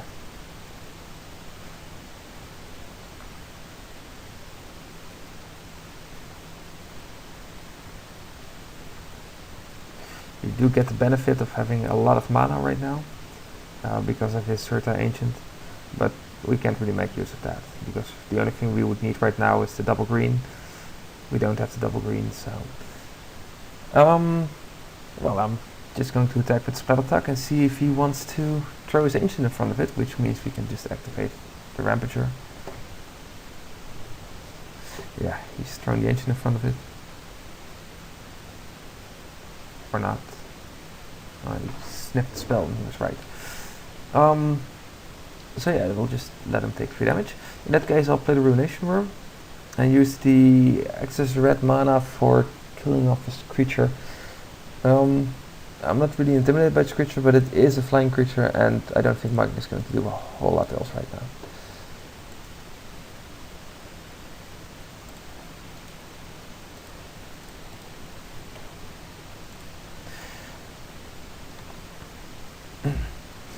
So we might even be having a good scenario for the backswing right next turn. If he attacks with the Ancient, you might consider of not blocking, just attacking back. This is already is 14 damage, we have 4 extra and trample for the Rampager. So he's probably going to use the Frog Lizard to block the Ruination Worm, use the Rampager, get up the rest and win, but it really depends on his other plays. I don't really feel comfortable going down to 9 with the Ancient in play and being tapped out on creatures. And he might be having something else as well. It's Hornclaw's Chant for a lot of creatures on his side.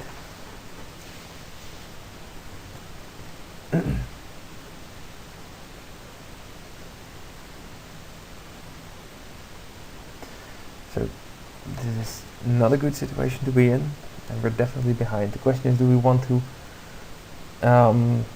block the Zorta Ancient? I think we have no choice but to trade. We could keep it back so we can stop the rhinos with the worm, but the worm is a fragile barrier to well, to rely on as a blocker because it can just be removed and we'll be in the same position. And then we still have to deal with the Ancient at one point, which our other creatures can't handle on their own. So I'm just going to trade this off. You can always trade the Rampage for a Rhino and the Frostbite Weird for a Rhino if it comes to that. That'll leave him with a Frog Lizard. So. Let's see what the draw is. The draw is Doorkeeper. Doorkeeper doesn't really help us right now. I'm going to send a Spell Attack, see if I can trade Gorgon Rampage for the Bloodforge Wave for a Rhino and some damage. And we actually can. So I'll just throw this on there.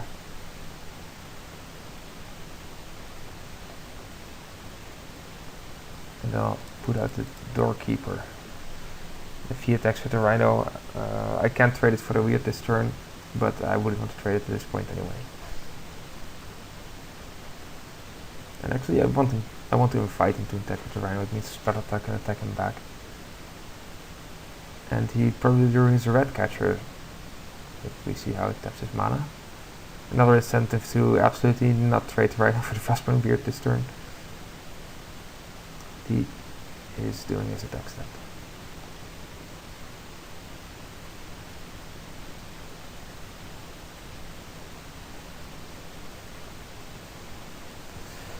And here we get Beetleform Mage, and if anything is going to do it, it might actually be the Beetleform Mage for his flying ability.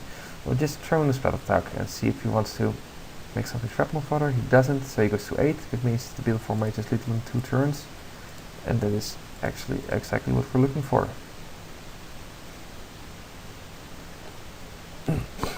Now I just have to hope that the Mage sticks, and we'll be scot-free.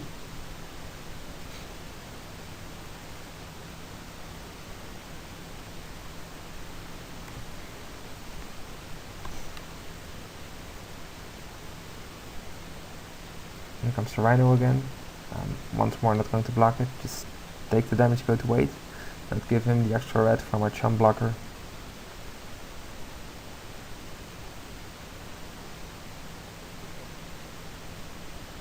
And he taps a lot of mana for Maze Glider. which is a big flying creature, and it's going to present us with a problem. Here we have Electrickery. And now I'm checking what we are going to do with this. I think we're just going to hold back, use the Frostmourne Brigade to kill the Rhino next turn, and then just kind of stalemate it out. If he attacks with the Mace Glider, we can use the Beetle Form Mage to grow and then use Electrickery to shoot that down as well. If we just attack with the Beetle Form Mage, then he'll block with the Mace Glider, we'll use his Electrickery, kill the Mace Glider, he'll get a rat. And the Rhino will still be a problem. And we won't have enough mana to kill it that turn, so I'm just going to say, let's skip this turn. Let's wait for him to put on some initiative.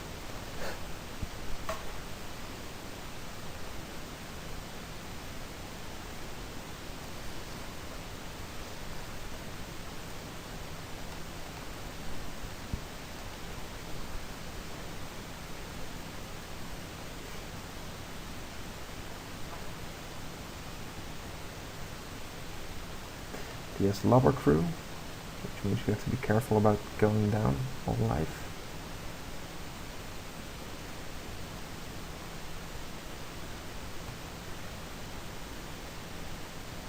Here he comes, he's just going to attack with the Rhino. Well, then we'll just have to block the Rhino, and we'll block the Rhino like this.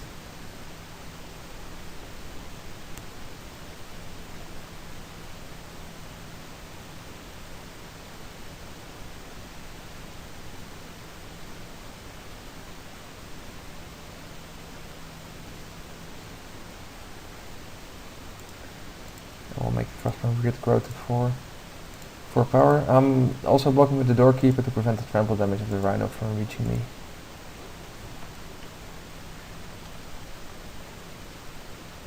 He'll get his rat. He doesn't get a rat for the Rhino because that was a token.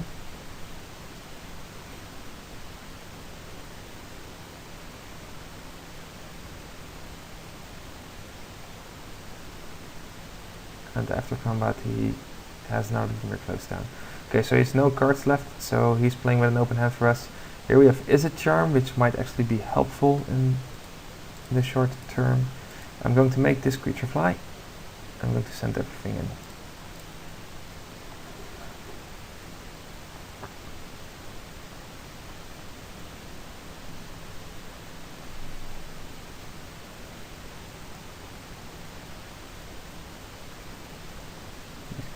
Blocking this is expected. He's throwing in the Lobber Crew for extra good deal for us. I'm going to just let the damage resolve. And the sad part is if we do use the Electrickery now, he gets 2 rats. But we can't stop that. I don't see us winning this any other way, so we'll just have to do the Electrickery now. If we had another red source, we could have used the Is It Charm, killed the Ogre Slumlord, and be done with that as well. But that's unfortunately not in the cards for us. This means that we are going down to a peculiar 3 life next turn. And will be draw dependent. But so is he apparently. We still have the Is It Charm to cycle for 2 new cards if need be.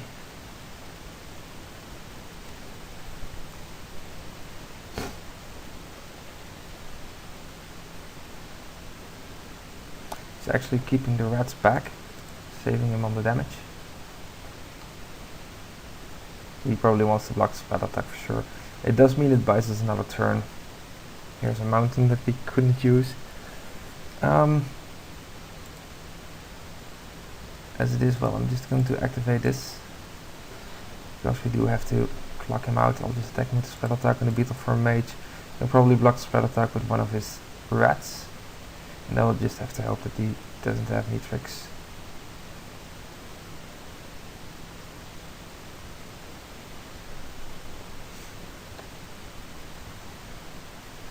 He isn't blocking, he's just going to 1. He's hoping that it'll be enough for the army that he has right now to play out this mountain.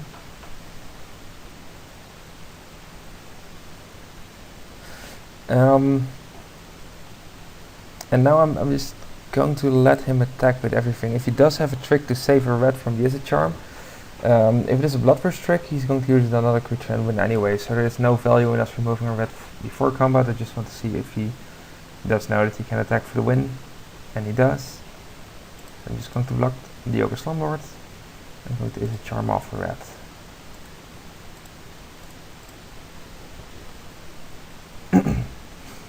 It'll put us at 1 if he has nothing.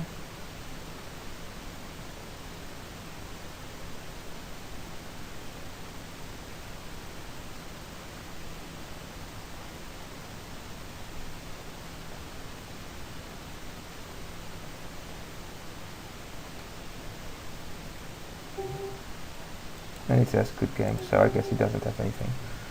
I'll use the Doorkeeper just for sport on him. There goes his madcap skills. That must be a bit of a sour side. And I'll just send in these 2 creatures. I'll leave my mana open to make the beat formation a little bit bigger if that needs to be. And this is the game. So this was definitely a very close match. He had a lot of good cards in his deck. I'm still not out on the 7/5 Surta Ancient. I think it's probably not good enough. It's just random fat with a mana bonus for your opponent. Otherwise his deck was filled with really good cards, and it was a really close match, as you could see. Even though this match really showed off that our mana base isn't up to the task of providing us with a stable 3-color deck. We are too much divided evenly on all 3 colors to really rely on having them in the quantities that we need. And we lost the second game of it, and we almost lost the third game of it by having just 1 red and 1 green source. And those are the dangers of this format as well. So, as you can see, the round just ended, so I'll just take you into match 3 immediately. And well, it's I expect that, as you can see, this opponent as well had a 4-color deck. He probably was just splashing the blue because he could get it for free off some clue stones and guild gates, and the reason he played the blue was probably for his Pursuit of Flight. Well, it isn't a really bad thing to have an access color for activated abilities of cards like Pursuit of Flight. That's actually pretty good. I mean, Pursuit of Flight, just as the aura, is okay to play, and the blue is just additional damage. That said, the clue stones are very good cards in my opinion. They're like the key runes. They're a bit too slow to really count as solid acceleration. They do help you out in the late game, but the difference between a clue stone and a key rune is that the key rune becomes a very relevant creature, even if it's a stupid creature like the Gatecrash key runes are. If it's a 3/2 trample, that's okay. If it's a 1/4 lifelink, that's okay. At least it becomes a creature and it can attack and or block and do stuff. And that's what you're looking for in your mana acceleration. The clue stones trade themselves for another card, but usually if you're using clue stones to fix a color, chances are very likely you won't have both of those colors because one of them won't be as present in your deck as the others. You'll be stuck with having, like he did, a Dimir clue stone and no other blue manas to eat up your clue stone. So in the very, very, very late game, you might still be able to recycle it, but you probably would so much rather have had a creature at that point instead of a random other card. I mean, in the very late game, you are probably either in a stalemate or you are winning or losing, and you're going to need creatures to stabilize the board.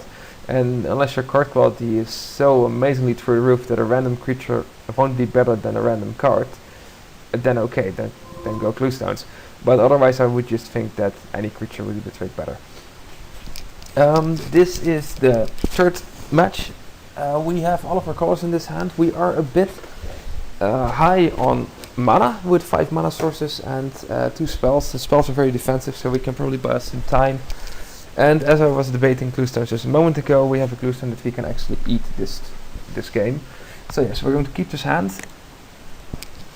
I'm just going to see what he has. He's starting out with an island.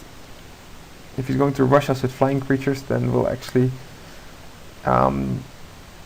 be in a bad position because we can't do anything against that. We did roll the Ruination Worm, which can help us in that regard, but he's starting out with Goblin Electromancer. Just a fairly basic 2-drop. Here we have Goblin Rally. You can cast it like that.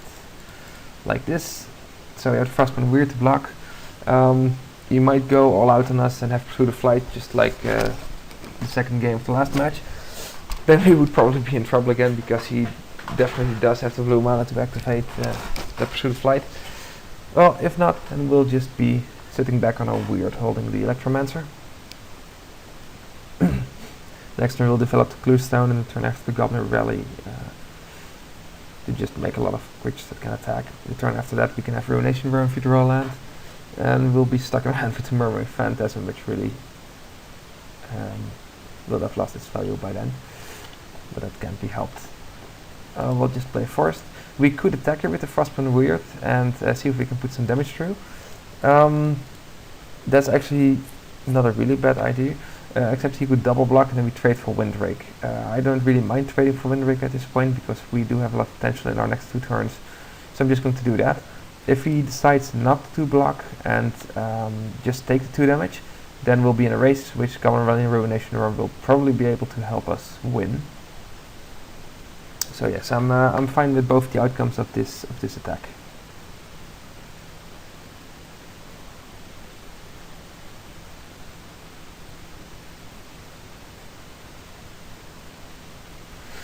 He decides to not block, so he wants to go the aggressive route, see if we can race it out.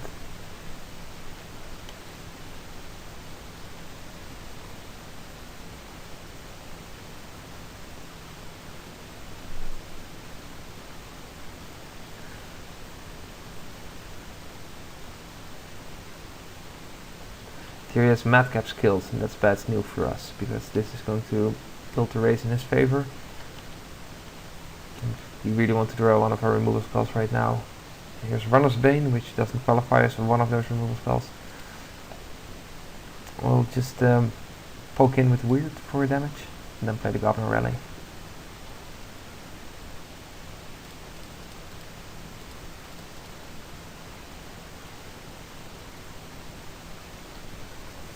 And then the next turn we can play the Ruination Worm and see if we can still raise that Drake, or hopefully have found a removal spell to get actually rid of the Drake.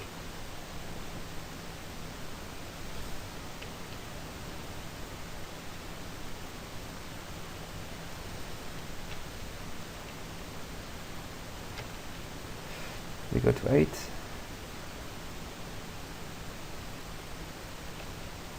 It doesn't do anything. Well, that's okay. I'll play the Ruination Worm after combat, because that means we can still attack with the Frostburn Weird. We can send in all the goblins or none of the goblins. Those are basically the options. I'm going to send in all the goblins. We are going to lose this race anyway if he has a major amount of tricks. So I'm just going to send in everything. We'll get to kill a goblin. We'll have the Ruination Worm after. And that means the Ruination Worm, the Cometary Rampture, can actually finish next turn for us. So he can have a counterspell right now, and that will be a problem because we need a worm. He does have Essence Backlash, so this game is already over. Okay, so he's playing the same colors as us, and basically all we saw was an aggressive start with Madcap skills. We're going to need to pursue the flight against that deck. I suppose he will have a lot of answers present. That said, he doesn't seem I don't think these kind of decks have a lot of X1 creatures. I haven't seen any yet. We haven't seen a whole lot, so I'm just going to swap this over. We don't have much in the way of stopping flyers any other way. We could board an Act of Treason and steal some creature of his to go the aggressive route. Could also think about switching to the Esper deck and having more flyers to battle with, but we still haven't seen what the green in this deck does, and I'm not going to throw my deck over to a weaker form just because I saw a Windrake with a Madcap skills, and we do have a lot of answers for a Windrake and Madcap skills in our main deck, so I'm going to leave it like this. He was rather aggressive, so I will take the play. And this is a very fine hand. We have our two main colors. We have 3-drop and a 4-drop, and a removal spell to finish off any of the pesky drakes with Madcap skills that might come around. Starting with this at Guild Gate, so probably green is a splash color, and we'll just playing an Izzet base just like us. A couple of green cards on the splash. And here's one of the green cards that will probably be splashing. the Field Oculus. And here we have to choose between playing Sage for Dennis and a Spell Attack. I'm going to play a Spell Attack because it will deal 1 more damage on the backswing. Next turn we'll play Soulstorm Spirit, take his Oculus out if it's still there for blocking. The Oculus might just run in and deal us 1 to 3 damage. But that's okay, especially if he's going to deal us 3 damage. That means he doesn't have anything to do on turn 3, and that's very fine with us.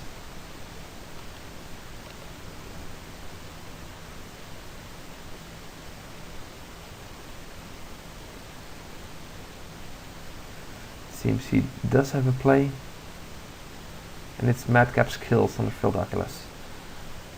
So we'll take 4 damage, we'll detain it next turn with Spirit, and the turn after we'll try to see if we can punish the enemy on the Oculus for all of the advantage. So we'll just send in the Spell Attack, it won't be doing anything else.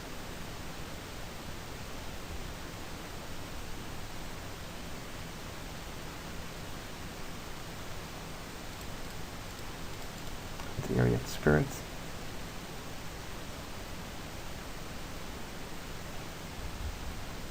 And maybe he has Mizzium Skin to save his Oculus from the detain fate. But I'd so much rather see that Mizzium Skin right now than when we play Punish the enemy. Okay, so it's detained. Well, he might be bluffing something with his blue mana. He might also be having Dispel, which he tried to use on our Spirit but can't because it's not an instant. There's Centaur's Herald.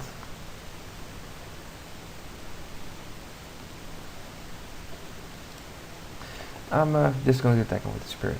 If I attack with Spell Attack, he's probably going to pump the Oculus up, leaving his blue mana up for the Dispel if I read that correctly. And I want him to just not use that mana, use the Centaur Herald, make a Centaur, and then we do Punch the enemy and shoot out Field Oculus.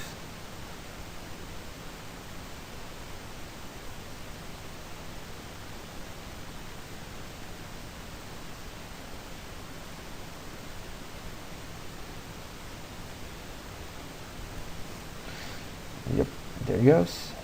And that player and that creature.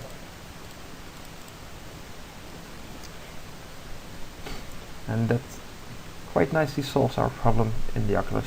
The Centaur is no match for Spell Attack, so I'm not worried about that. We're still plucking him ahead with Soulstorm Spirit. So now he has to present something to the board to stop the Spell Attack and swing the race back in his favor. Our hand is still the Izzet Charm, with which we can trade excess lands for new cards if we want to, or we can just use it to team up with Spell Attack and kill out a big blocker, or a small blocker at Spell Attack. We still have Sage for Denizen, which can just be a creature from the board, present to attack or block. Here's Dom Urade, which is a good card. It's better constructed, obviously. You can use the Urade to fight the Centaur with Spirit, and that will solve him off Spirit. It does mean he will lose the Centaur next turn to Spell Attack if he wants to protect his domain.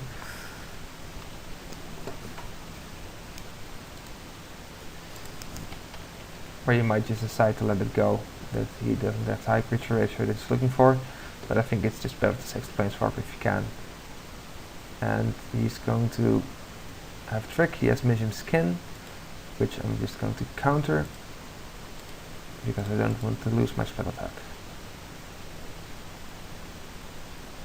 He could have dealt 2 damage to the Centaur instead, but I think it's kind of a moot point. The only trick he can cast with the Green Forest is Giant Growth, and it wouldn't have mattered either way then.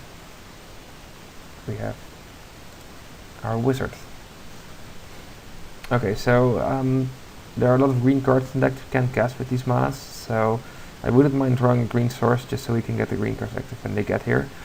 On the other hand, I wouldn't mind just drawing a red and or blue action.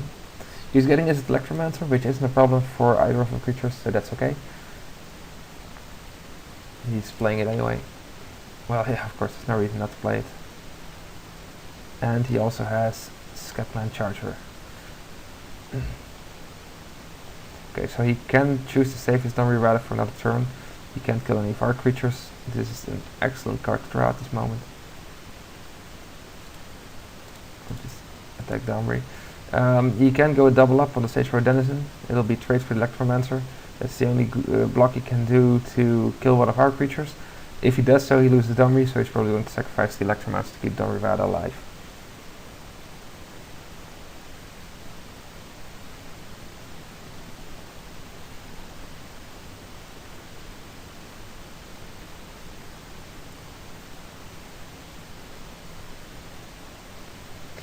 As expected.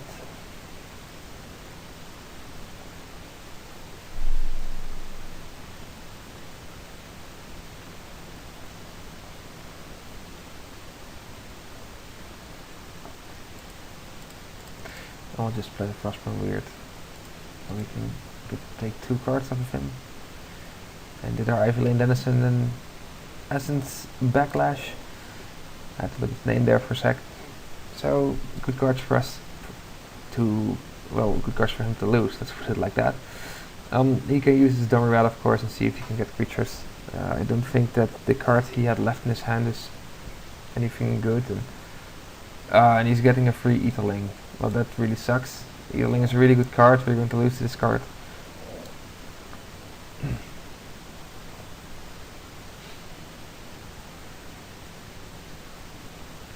So we basically have to draw an answer now. Unfortunately, we don't have green to enable any of our green Bloodrush creatures, and here's the answer we were looking for,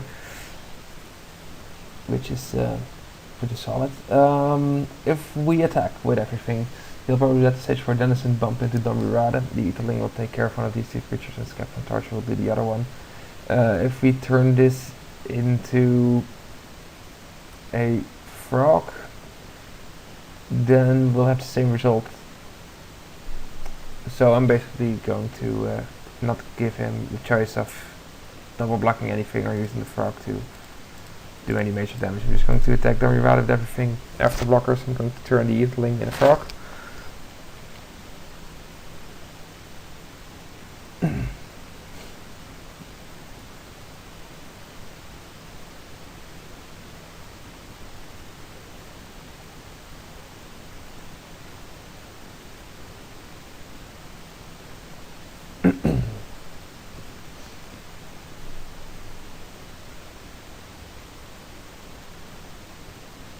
We could now opt to trade Frostburn Weird for the Scapland Charger, and that seems like a good deal to me.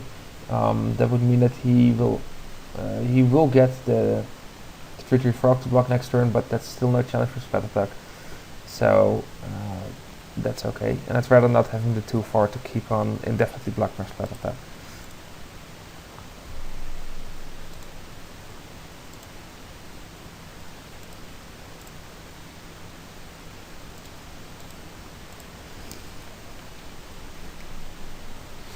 His Domri will go back to 1, so he can't use Frog Lizard to fight our Denizen.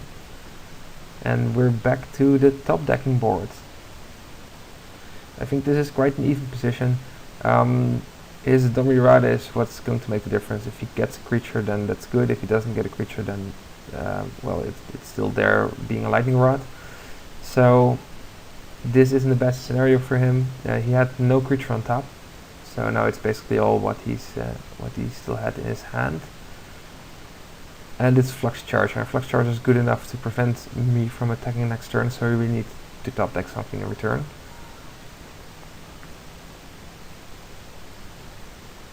And we don't. We draw an island, which is a stupid card for us. It does really nothing.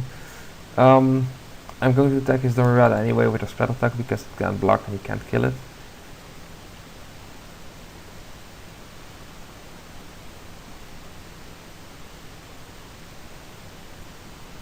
Yep, he's just throwing the Flux Charger in front of it.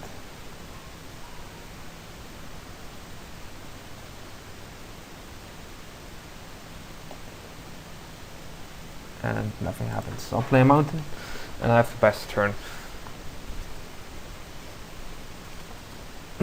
So now he's getting his Domri Rada up again to be in fighting position. So next turn our Denizen is going to lose to the Frog Lizard. The good news is that there wasn't a creature on top, so he still is going to be creatureless. And here we have Pursuit of Flight, which is a very good draw right now. I'm going to put it on the Sage Road Denizen, so he can't use Dummy Rada to fight it off. He does have something still, and if it is Mind Static, then we would be in trouble, but it isn't.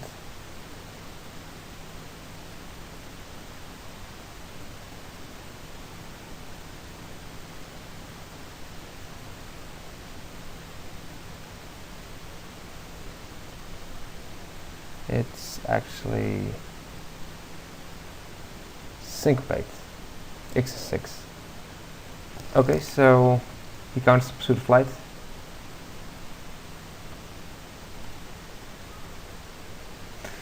If we had played the island, then he had just stepped 1 mana more, so that wouldn't have made a difference. This just gets exiled. He doesn't switch power depth of a Flux Charger, so there is no point at all in attacking. I'll just keep it back. He drew the card that we know wasn't a creature, and this Domri once again doesn't hit a creature. He could have fought with the Sage Road Denizen. Now we have more outs. We draw Ruination Worm, which is horrible right now. And we're just going to pass the turn again.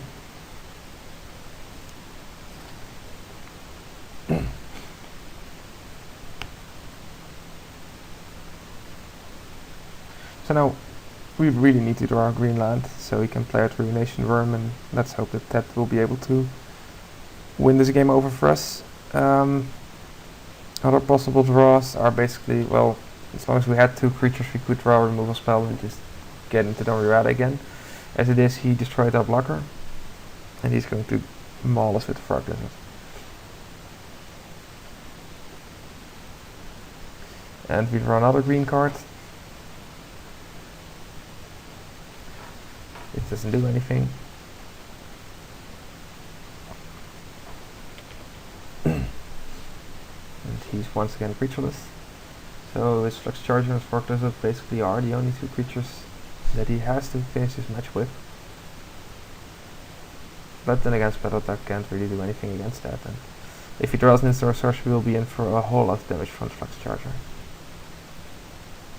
Taking 8 right now would put us on 5, and it's not an outlook I want to see happen. He actually is going to play Give, the green half of Give and Take, which makes a Frog Lizard 6/6, makes a Flux Charger 5/1, and then he can put us on 2. I think in this scenario I would have played Give and Take and just drawn the 3 cards, just to see if I could win this on spell advantage. I'm holding 2 cards. I might have a trick to bounce or kill the Frog Lizard in turn, and then he'll have nothing but the Flux Charger left, which can't attack.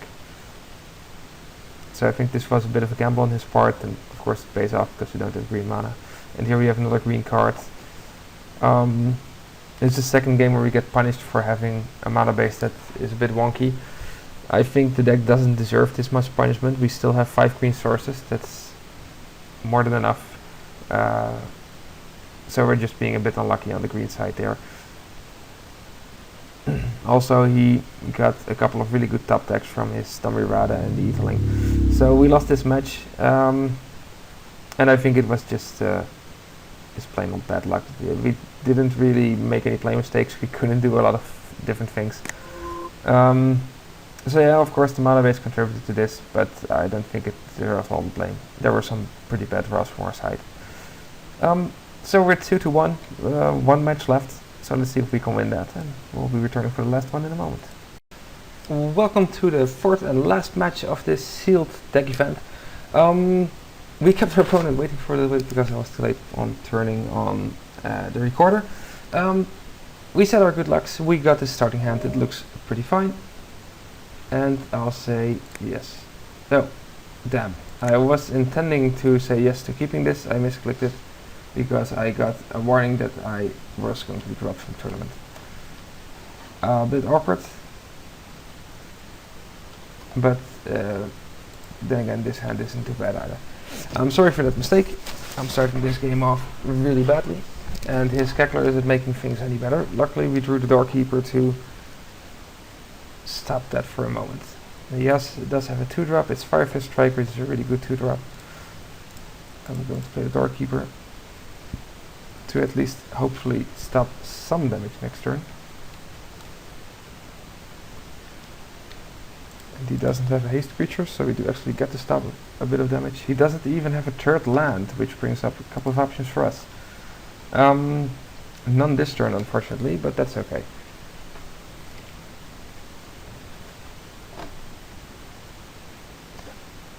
We'll just take these in the face once more. And we'll mill him for one. It was a mountain. Here's Frostpin Weird, which is a really good creature. Now we have 3 options. We can play the Deserter Rampager, the Flux Charger, or the Frostpin Weird. I think the Weird is the least valuable option, because for 2 mana we can chip it in with the Deserter Swine on Bloodrush next turn if we need to. The Flux Charger doesn't do a whole lot without our setting into sorceries, so I'm just going to play a Rampager. It's a good body, it does have to trample, and if he tries to gang up on it next turn, we throw the Swine on it for massive damage. So that sounds like a really good creature to have out. I will say that I am very fond of using the Rampager as a combat trick instead of what it's doing right now as a creature. But still, right now we get the option of killing his Cackler, and I think we should take him up on it, trade the Rampager for the Cackler and the Madcap skills, because we are going to lose to that Fire Fist Striker if it comes online with the Madcap skills. So I don't mind taking this 2 for 1 and preserve our life. We still have potential in the cards that we have left. I'm just going to play Deserter Swine right now, because I think that will deal the most damage. I could have played the Flux Charger and played the money next turn for 5 damage, but if he's still in his dry spell of 2 lands, then I think the Swine is going to do a whole lot of damage for us. I'm just going to send it in.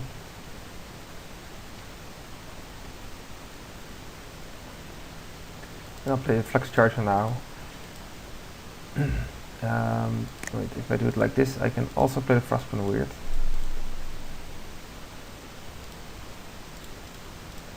For some extra damages next turn. He finally drew his last land, and it's a forest, so it gives us a few of his colors as well. I think that it's probably going to be too late to stop our onslaught. We'll have 14 damage from next turn, unless he has Augur Spray, of course. Which still means we have 9 damage for him if we want to. Here's an extra Frostpin Weird. I'll hold on to the mugging for a bit longer. We still get 3 damage from these creatures. So I'll just take the 3 damage that I can get. Yeah, 4 damage is fine. I'll go to 11. I'll play the other Weird. And just keep the pressure on.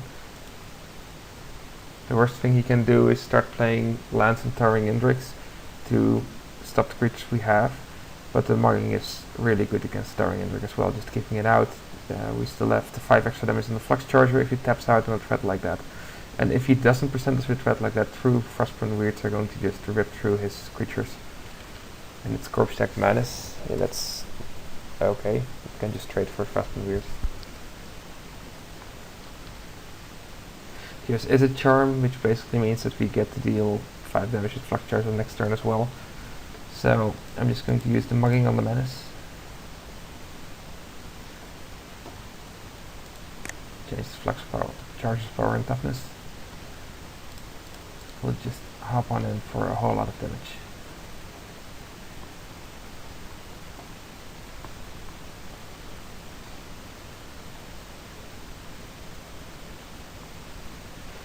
He's blocking 1, which means we can just bump up the other.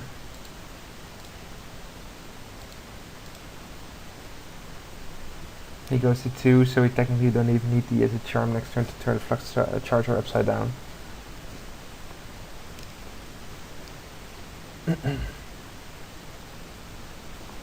He has Thrashing Mustang, which can block Flux Charger, but that won't be enough. He needs to block both Frostpin Weirds to prevent him from not dying.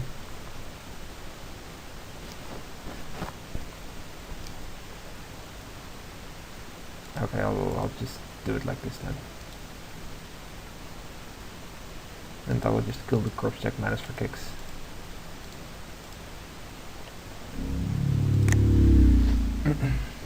Okay, so he got stuck on his lands, which was a major advantage for us because I think we would have lost this game due to both my accidental mulligan and his very aggressive start. We saw a lot of small creatures, so I think that the red removal still is going to be a bit better than the blue flyers, especially with cards like Madcap Skills. We might run into some trouble regarding the late game, but perhaps we can just finally get a game with, you know, something like our actual late game, because we haven't seen a lot of that come into play as well. I'm just going to keep it the way it is. You might throw in some red and or green cards to strengthen the deck a bit. But as far as I can see, there's nothing that I would really want to add against him. The Pursuit of Flight might be handy, but I think if we survive the initial assault, we can get back a lot of the game with just the creatures that we have on hand. So I don't think we need that. Going to let it be like this.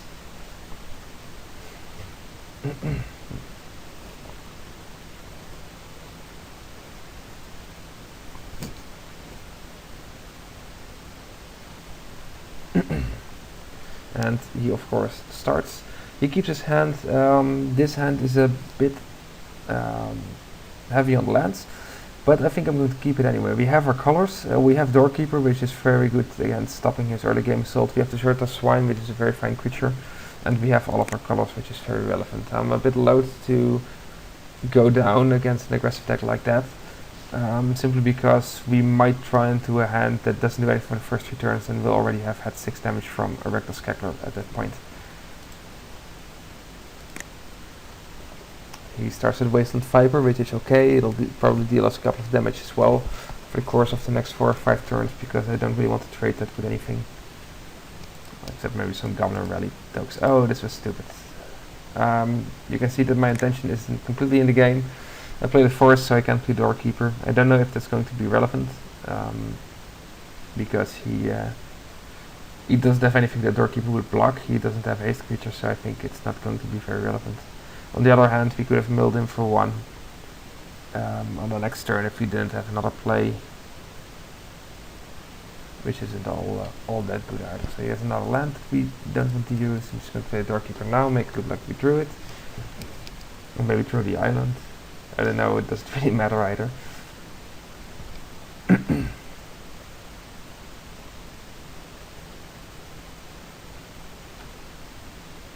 We'll probably bring both in. We'll just block the Skinblend Goblin. No fear. He doesn't have a trick if he wants to trade for the Doorkeeper. Oh yes, Stab Wound. Well, that's a very fine deal in my opinion. I prevented 2 damage, I killed Stab Wound. And we'll just add a mountain to this. We'll have Goblin Rally or Zerta Swine next turn, but now we have Runner's Bane. We can shut down any of these 2 creatures. I think of these 2 the Wasteland Viper is the stronger one, so I'm going to take that out. And why is it the stronger one? Because it it can block off Goblin tokens, it can block off Zerta Swine, and Skimp Goblin can do neither. I mean, it will take 1 extra damage from the Goblin this turn, but I'm not so concerned about the Goblin that I think that's a bad deal. So he's not doing anything, so he's either holding a bit of late game, which he doesn't have the mana for, or he's holding a whole lot of tricks, which we don't have the creatures for. In both cases, making 4 goblins is a good deal, because it's a good start against both big creatures that are slow and steady, as well as first the tricks, because they really aren't worth wasting a removal spell on. Here we have Scapclan Giant. This card's going to be a bit of a bummer, because we already have taken out Wasteland Viper, and having to fight with Wasteland Viper means they just kill each other. That is awkward. I'm just going to send in 3 goblins, leaving 1 back to block Skinbound Goblin. And if he doesn't block any of those, I'll play Forest. And I'll lay our sort of Swine down to go along for the ride. I fully expect the Swine to die. I wouldn't know what else he would be holding if not removal spells at this point. Here's Over Jailbreaker.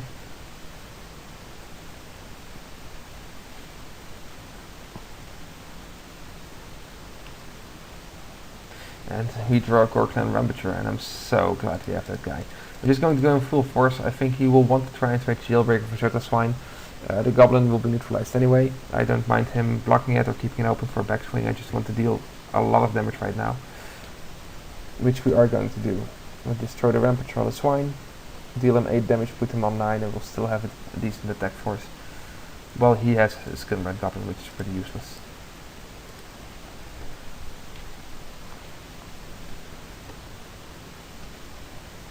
So, he took the damage. I'm holding on to the mountain so I can throw it away for Acid Charm if I need to. I might also throw away the Scat Clan Giant because playing that is just hoping for some randomness. It really depends on what he's going to play next. And he once again has nothing, so I'm wondering what his hand is. Here's Punish the Enemy, which would be a card to finish it off right now. I can play it on the Goblin, just attack with everything and see if that wins, but he has 4 cards left, and I'm betting some of these are tricks. Since the Goblin on his own can't stop Surta Swine, I'm just going to attack with everything. And see what kind of trick he's holding. If he's just chum blocking Surta Swine, that's also okay. He goes to 4. We still have 5 attackers and Punish the Enemy. And he has Fatal Fumes. That would mean that the Surta Swine would be trading with Skinbrand Goblin. And I'm okay with that. I can play Punish the Enemy now, take out the Goblin, deal him 3 damage, put him on 1 anyway. But I don't think it's worth it. This is still a trade. They still both die. That's okay. I'll put him on 4 and next turn he dies to Punish the Enemy, and at least 1 Goblin will be able to deal the damage. At least that's what I'm hoping for. And if not, then we still have the Acid Charm and a Scat Clan Giant. And probably what comes off the top. Here's a Hellhole Flamer.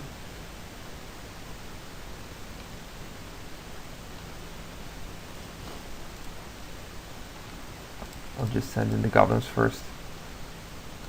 He's going to block 1 and we'll lose that Goblin. Totally okay with that. If we resolve Punish the Enemy, we will win anyway. So I'm just going to punish the Hellhole Flamer. And then we win the match. So a bit of a bummer on his first game. He got stuck on 3 lands. He had a really good start and he would have totally overpowered us if he did have his lands. On a whole, I think our deck performed admirably. I knew beforehand that our mana base was a bit shaky, and that would have been the case if we had taken the Esper deck as well. I think we got punished enough for having a shaky mana base. That said, the deck just did what it was supposed to do. The early game was good enough to just pack enough punch to let our late game finish it, usually Core Clan Rampager. I'm a bit disappointed that we hadn't drawn the Savageborn Hydra at all.